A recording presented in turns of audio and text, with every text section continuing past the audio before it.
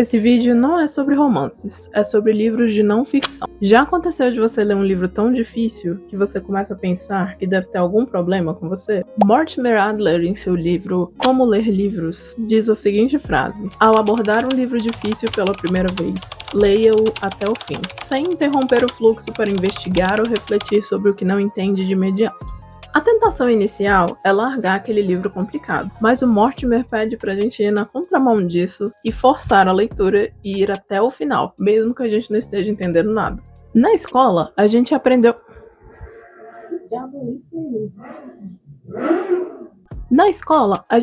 que interromper um livro a cada palavrinha que nós não entendemos é o certo a se fazer. Mas, ao parar toda hora, a gente acaba perdendo a sequência daquele livro, o saco para ele também, e a sua essência.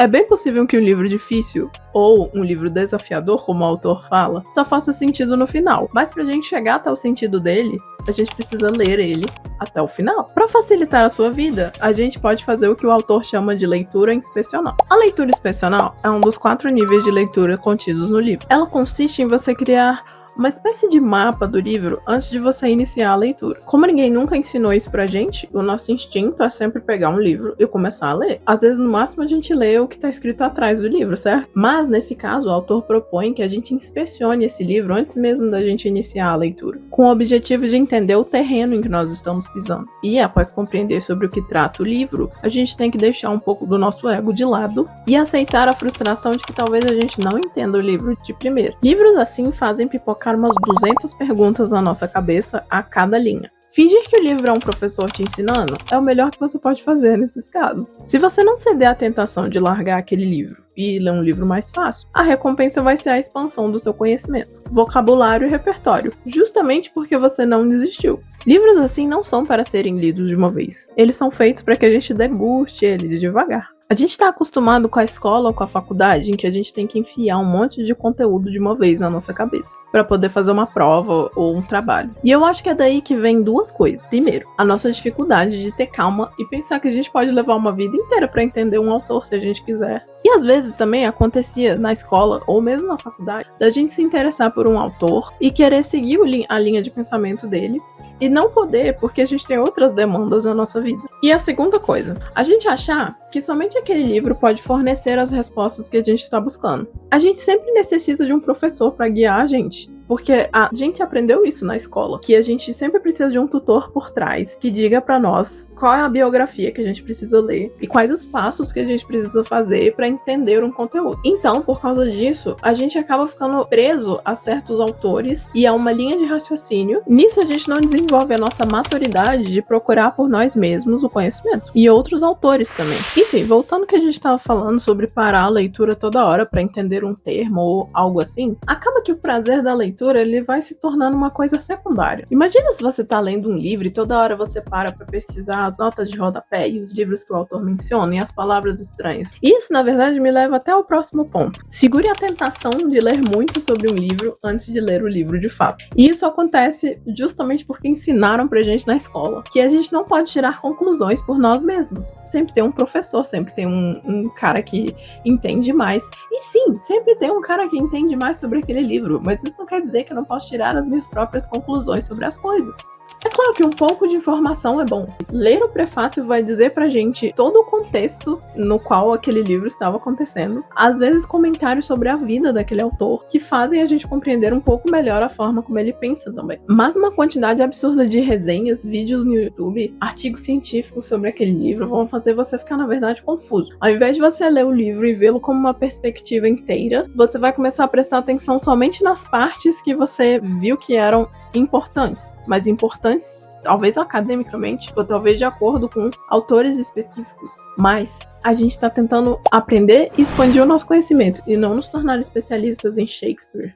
Além disso, se você se acostumar a fazer sempre assim, você, vai ficar sempre dependente de muletas, então você não vai conseguir abrir um livro mais complicado sem você querer ler 3 resenhas sobre ele, ver um monte de vídeos no YouTube e entender profundamente antes mesmo de você iniciar a leitura. Pode ser até que aconteça de você nem ler o livro por achar que já sabe demais sobre ele. E talvez até você comece a achar que é incompetente para ler aquele livro. Por exemplo, os diálogos do Platão, pode chegar um cara e dizer para você que eles são são muito complicados, que você tem que seguir uma ordem específica. E talvez tenha mesmo, mas isso não me impede de pegar o banquete do nada e lê-lo.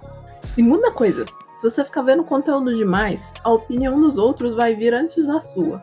Ao consumir muito conteúdo, a sua própria opinião vai ficar enviesada. Partes que outras pessoas disseram que são ruins, você achou bom. E aí vem aquele conflito interno de se você realmente entendeu aquele livro. Eu tenho até um exemplo sobre isso. Quando eu fui ler Libido Dominandi, que é um livro gigantesco, eu já tinha lido uma quantidade absurda de resenhas sobre aquele livro, porque eu tava fazendo um curso e por acaso o curso tinha uma parte que ele falava sobre esse livro. Cometi o erro de assistir às aulas sobre esse livro antes de ler o livro, e aí eu ficava querendo fazer as mesmas críticas que a pessoa tinha feito sobre a escrita do autor, que era meio confusa. E eu não tinha achado a escrita dele confusa, na verdade eu achei a escrita dele extremamente genial, porque a cada capítulo ele vai conectando com várias partes, como se ele fosse voltando no tempo, indo pra frente no tempo, e vai conectando várias pessoas que ele vai falando sobre, enfim, tem que ler o livro. E a pessoa que fez a resenha disse que isso era extremamente confuso, e eu achei particularmente genial. Mas eu ficava nesse conflito interno, assim, de meu Deus, mas se o cara do curso falou que esse jeito de escrever é muito confuso, quem sou eu pra dizer que não é?